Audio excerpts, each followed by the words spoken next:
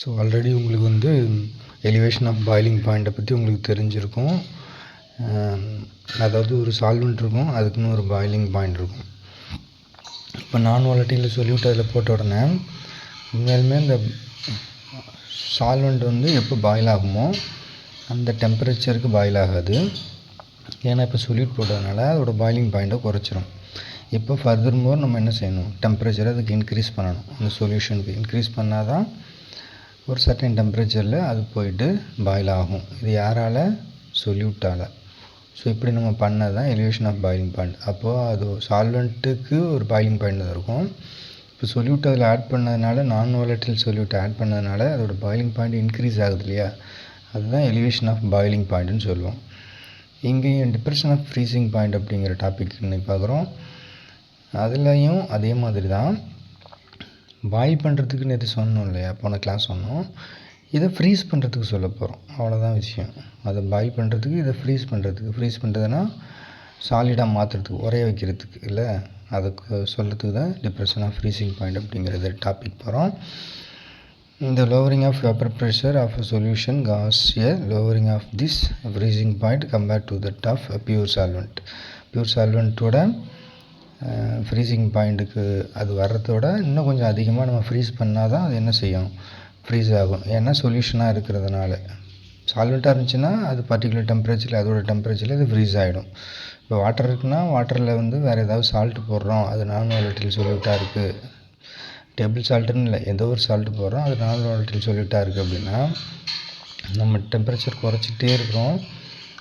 Actually water freeze at 0 degree Celsius, இது உங்களுக்கு தெரியும். ஆனால் இப்போ நம்ம நான் வாலட்டைல் சொல்யூட் போட்டதுனால it is not freeze at 0 degree Celsius. It may take some more freezing டெம்பரேச்சரை இன்னும் கொஞ்சம் டிக்ரீஸ் பண்ண வேண்டியிருக்குது. நம்ம அப்படி டிக்ரீஸ் பண்ணால் தான் அது போயிட்டு ஃப்ரீஸ் ஆகுது. ஸோ அதுதான் டிப்ரெஷன் ஆஃப் ஃப்ரீசிங் பாயிண்ட்னு சொல்லுவோம். அடுத்து we know that at the freezing point of a substance the solid base is in dynamic equilibrium with liquid base. இதுவும் உங்களுக்கு தெரிஞ்சிருக்கும். ஈக்லிபிரியம் எப்போ ஆகும் அப்படின்னு சொல்லி பார்த்தோம்னா, முன்னாடி பார்த்த மாதிரி சால்வெண்ட் இருக்கும், சொல்யூட்டை போட்டுருவோம், அந்த பர்டிகுலர் சொல்யூஷன் மட்டும் வேப்பர் ஆகும். வேப்பர் ஆகி அந்த சர்ஃபேஸ்க்கு மேலே, அந்த சொல்யூஷனோட சர்ஃபேஸ்க்கு மேலே போகும். இது இப்படி வேப்பர் ஆகி போயிட்டே இருக்கும். எப்போ வரைக்கும்னா அந்த சாலிட்ஸ், அந்த சொல்யூஷனுக்கும் மேலே இருக்கிற வேப்பர் பேஸ்க்கும் இடையில ஒரு ஈக்லிபிரியம் அட்டைன் ஆகிற வரைக்கும் அது நடந்துக்கிட்டே இருக்கும். அப்போ ரெண்டுமே ஈக்குவல் ஆச்சு அப்படின்னு சொன்னோம்னா, மேலே இருக்க வேப்பருக்கும் கீழே இருக்கிற சொல்யூஷனுக்கும் இடையில ஈக்லிபிரியம் அட்டைன் ஆகிடுச்சுன்னா there is no net flow of vapor. அதே மாதிரி இப்போ நம்ம சாலிடாக மாற்ற போகிறோம். இப்போ சாலிடாக மாற்றுறது எதுலேருந்து மாற்றுறோம், லிக்விட்லேருந்து மாற்றுறோம், லிக்விட் பேஸ்லேருந்து சாலிட் பேஸ்க்கு மாற்றுறோம். இங்கேயும் அதே மாதிரி தான். ஒரு சர்டன் டெம்பரேச்சர் வந்ததுக்கப்புறமா லிக்விடு இப்போ சாலிடாக மாற ஆரம்பிக்கும். அதானே இப்போ நம்ம பண்ண போகிறோம், ஃப்ரீசிங் தானே பண்ண போகிறோம், ஃப்ரீஸ் பண்ண போகிறோம். இப்போ சர்டன் டெம்பரேச்சருக்கு லிக்விடு சாலிடாக மாறும். அப்படியே கொஞ்சம் கொஞ்சமாக மாறிட்டே இருக்கும். அதே டைமில் லிக்விடும் சாலிடாக மாறும், சாலிடும் லிக்விடாக மாறும். அது எப்போனா டைனமிக் ஈக்லிபிரியம் அது அட்டைன் ஆனவுடனே.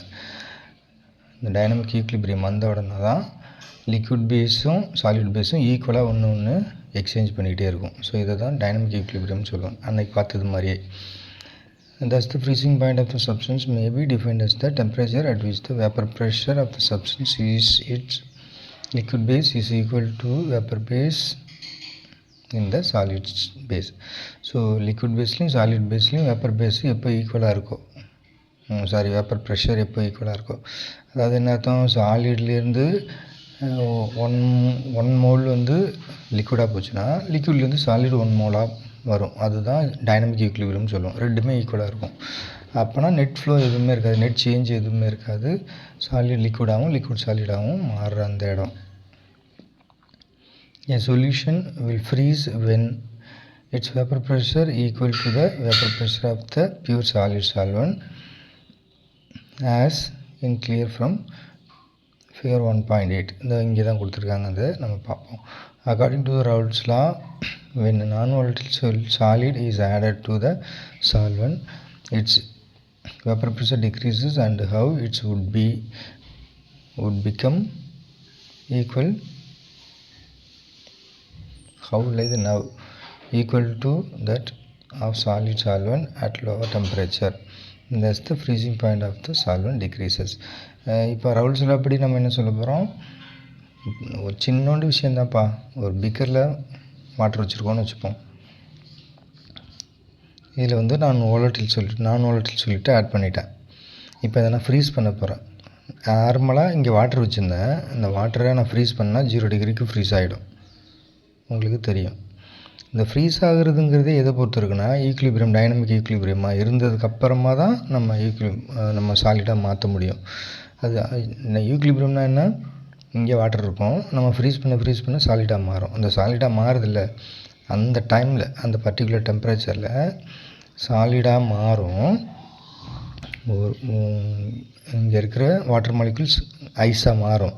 இந்த மீன் டைம் ஐஸாக இருக்கிறவங்களும் சாலிடாக லிக்விடாக மாறுவாங்க. அதை தான் ஈக்குலிபிரியம்னு சொல்லுவாங்க. அந்த இடத்த தான் ஈக்குலிபிரியம்னு சொல்லுவாங்க.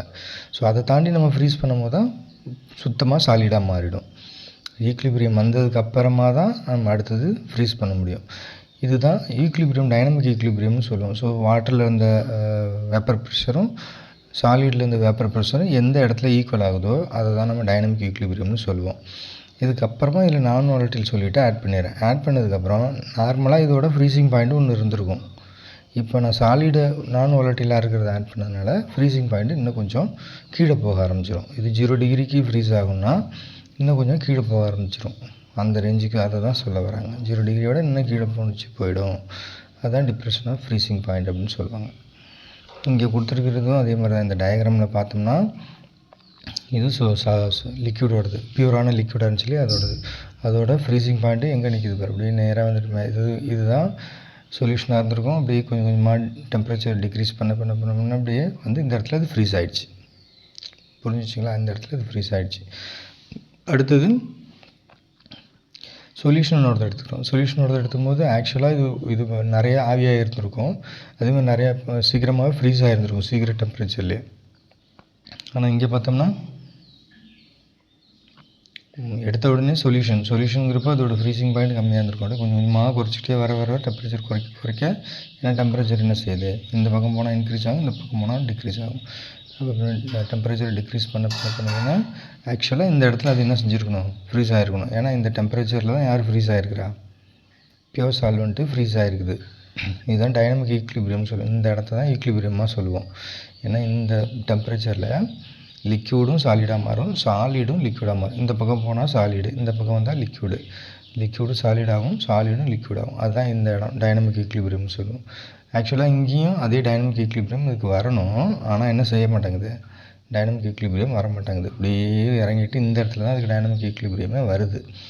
நெக்ஸ்ட்டு இங்கேருந்து இன்னும் கொஞ்சம் நீ ஃப்ரீஸ் பண்ணினா இங்கே என்ன செய்ய ஆரம்பிச்சிடும், இது ஃபுல்லாக சாலிட் ஆகிடும். இது சொல்யூஷன், இது சாலிடாக மாற ஆரம்பிச்சிடும். ஸோ இந்த மாதிரி இருக்குல்ல இந்த கிராஃபு. இது இப்போ கொஞ்சம் இதோட பியூரான சால்வெண்ட்டோடது இந்த இடத்துலையே இருக்குது, சாலிடாகுது. ஆனால் இதுக்கு எங்கே போகுது பாரு.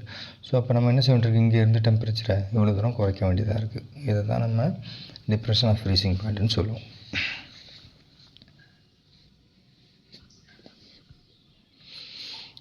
Let us Tf not be the freezing point of pure solvent and Tf be its freezing point of when the non-volatile solute is dissolved in it.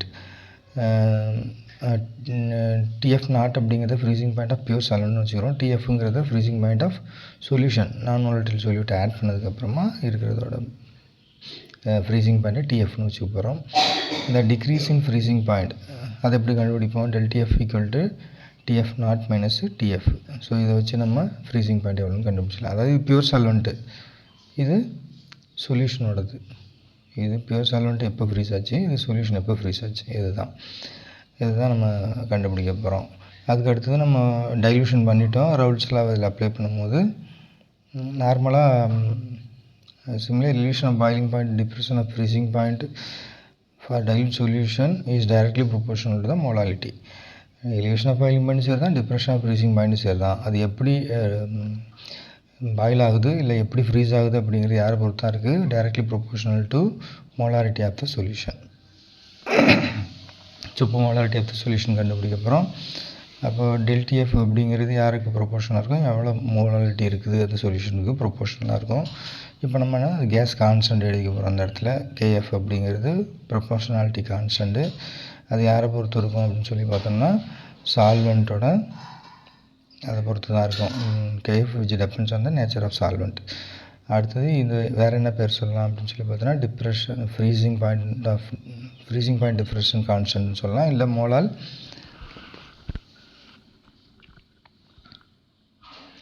Depression constant சொல்லலாம், இல்லைன்னா கிரையோஸ்கோபிக் கான்ஸ்டன்ட்னு சொல்லலாம். அதோட யூனிட் பார்த்தோம்னா KF equal to kJ mole -1. அடுத்து value KF for some common சால்வெண்ட்டும் நம்ம அங்கே கொடுத்துருக்காங்க 1.3 டேபிளில் லிஸ்ட் பண்ணியிருக்காங்க. கேஎஃபோட வேல்யூ என்ன அப்படிங்கிறது இந்த டேபிளில் பார்த்தா உங்களுக்கு தெரியும். If W2 gram of solute having molar mass M2 present in W1 gram of solvent produce the depression in freezing point at delta F of the solvent, then molality of the solute is given by the equation. இப்போ நமக்கு முன்னாடி ஏற்கனவே சொன்னது மாதிரி molality நமக்கு தெரிஞ்சாகணும். மோலாலிட்டினா எப்படி கண்டுபிடிப்போம், number of moles of solute by mass of solvent in KG அப்படின்னு சொல்லி படிப்போம். ஸோ ஆல்ரெடி நமக்கு தெரிஞ்ச மாதிரி தான் மோலாலிட்டி கண்டுபிடிக்க என்ன formula, number of moles of solute divided by mass of solvent in kg. So இதை திரும்ப எப்படி எழுதலாம், number of moles of solute அப்படிங்கிறது எப்படி எழுதலாம், சொல்யூட்டுக்கு மாஸ் பை மோலார் மாஸ் எப்படி எடுப்போம், வெயிட் எடுப்போம், அப்போ அதை W2ன்னு வச்சுக்கலாம். மோலார் மாஸை M2ன்னு வச்சுக்கலாம். டிவைடட் பை மாஸ் ஆஃப் சால்வெண்ட்டை W2ன்னு வச்சுக்கோம் மாஸ், டிவைடட் பை எவ்வளோக்கு எடுக்கணும், ஒரு kgக்கு, அப்போ 1000 கிராம் போட்டுருணும். ஸோ இந்த ஃபார்மேட் தான். இது எப்படி எழுதலாம், அப்போ M equal to W2 divided by M2. இங்கே இது அப்படியே மேலே வந்துச்சுன்னா இன்வெர்ட் ஆகும் இல்லையா, அப்போ 1000 டிவைடட் பை W1. ஸோ இந்த ஃபார்மேட் தான் எடுத்துக்க போகிறோம் நம்ம.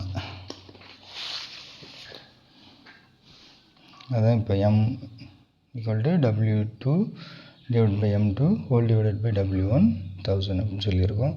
இது அப்படியே மேலே எடுத்து வந்துருக்கேன் நான், இங்கே எடுத்து வந்திருப்பாங்க அவங்க W2 × 1000 M2 W1ன்னு அவங்க எடுத்து வந்திருக்காங்க. நம்ம முன்னாடியே எடுத்துக்கிட்டோம், இதை இங்கேயே மாற்றி எடுத்துக்கிட்டோம், இங்கேயே இதை நம்ம மாற்றி இப்படி எடுத்துகிட்டு வந்துட்டோம். இப்போ நமக்கு தெரிஞ்ச ஃபார்முலா என்ன, ΔF ஈக்குவல் டு KF Mன்னு நமக்கு தெரியும் இல்லையா. இப்போ இந்த எம்முக்கு பதிலாக இங்கே இருக்கிற இந்த எம் எடுத்துக்கொண்டு வந்து இங்கே சப்ஸ்டியூட் பண்ண போகிறோம். அப்படி சப்ஸ்டியூட் பண்ணோம்னா நமக்கு என்ன கிடைக்கும், ΔF equal to KF × W2 divided by M2 divided by whole divided by W1 divided by 1000. இப்போ இதை அப்படியே ஃபார்முலா ரீஅரேஞ்ச் பண்ணோம்னா நம்ம இந்த 1000 மேலே போய்டும், இந்த M2 கீழே வந்துடும், இந்த M2 கீழே வந்துடும், இந்த 1000 மேலே போய்டும். இதை தான் நான் முன்னாடியே பண்ணி வச்சுருந்தேன், இவங்க இப்போ தான் பண்ணுறாங்க. ஸோ இப்போ in case I know ΔF but I don't know M2, அப்போ என்ன செய்யலாம், இது இந்த பக்கம் போய்டும், இது திரும்ப கீழே வந்துடும். அந்த ஃபார்முலா தான் இங்கே. M2 ஈக்குவல் டு KF அப்படி இருக்கும், W2 அப்படி இருக்கும், 1000 அப்படி இருக்கும், ΔF மட்டும் இந்த பக்கம் வந்துடும், W1 இந்த பக்கம் இருக்கும். Thus to determine the molar mass of the solute, we should know the equation W1, W2 and ΔF alone with the molar freezing point and depression constant. So இதெல்லாம் தெரிஞ்சால் நம்ம மோலார் மாஸுங்கிறத ஈஸியாக கண்டுபிடிச்சிடலாம். இவங்கெல்லாம் தெரிஞ்சாங்கன்னா 1, 2, 3, 4 இவங்க 4 டேட்டா தெரிஞ்சாங்கன்னா இவங்களை கண்டுபிடிச்சிடலாம். Next the value of KF and KB. KF are freezing point constant, KB are boiling point constant, அது elevation of boiling point constant. இதெல்லாம் எதை பொறுத்து இருக்குன்னா depends upon the nature of the solvent can be ascertained from the following relation. KFலாம் value போட்டிருக்காங்களா, KF value KB வேல்யூவில் போட்டிருக்காங்க இல்லையா, அதுக்கு என்ன ஃபார்முலா யூஸ் பண்ணி தான் கண்டுபிடிக்கிறாங்கன்னா இந்த ஃபார்முலா யூஸ் பண்ணி தான் கண்டுபிடிக்கிறாங்க. R × M 1 into TF square divided by 1000 into del H. இது ஃபியூஷனுக்குள்ள ஹச்னா என்னென்னு தெரியல, என்தால்பி டெல் ஹெச்ங்கிறது என்தால்பி. அதேமாதிரி கேபி கண்டுபிடிக்கணும்னா அதே ஃபார்முலா தான் யூஸ் பண்ணுவோம். இங்கே டெல் வேப்பரைசேஷன் யூஸ் பண்ணுவோம், இங்கே டிபி ஸ்கொயர்னு யூஸ் பண்ணுவோம். That's all. இங்கே நமக்கு தெரிஞ்சது யார் ஆர் M1 அவங்க ரெண்டு பேரும் யாரை சொல்லுவோம்னா ஆறுங்கிறது கேஸ் கான்ஸ்டன்ட் சொல்லுவோம், இதுக்கு கான்ஸ்டன்ட் வேல்யூ இருக்குது. அடுத்து M1ங்கிறது molar constant, molar mass of solvent நமக்கு தெரியும். அடுத்து டிஎஃப் டிபி அப்படிங்கிறது ஃப்ரீசிங் பாயிண்ட் பாயிலிங் பாயிண்ட்டுங்கிறது நமக்கு தெரியும். இதை கெல்வினில் சொல்லணும். ஃபர்தராக del H fusion del H vaporization இது ரெண்டும் என்தால்பிஸாக. யாரோட என்தால்பி? அந்த ரியாக்ஷன் நடக்கிறப்போ ஃபியூஷன் நடக்கும் இல்லையா, அந்த ஃபியூஷனோட என்தால்பி என்ன, வேப்பரைசேஷனோட என்தால்பி என்ன. ஸோ இதை பொறுத்து சால்வெண்ட்டோட வேப்பரைசேஷன் என்ன, சால்வெண்ட்டோட ஃபியூஷன் என்ன, அதோட வேல்யூ என்தால்பி வேல்யூ வச்சு நம்ம ஈஸியாக அதை கால்குலேட் பண்ணலாம். டெல்எஃப் என்ன, டெல்பி வேல்யூ என்ன. அதனால தான் என்னன்னு சொல்கிறாங்க மேலே, KB KF is only depends on இந்த சால்வெண்ட்டுன்னு சொல்கிறாங்க. ஸோ அதனால் சால்வெண்ட்டோட வச்சு நம்ம அதை கண்டுபிடிச்சிக்கலாம். ஸோ இதுக்குன்னு டெரிவேஷன் கிடையாது, இது டைரெக்டாகவே நீங்கள் பார்த்துக்கோங்க.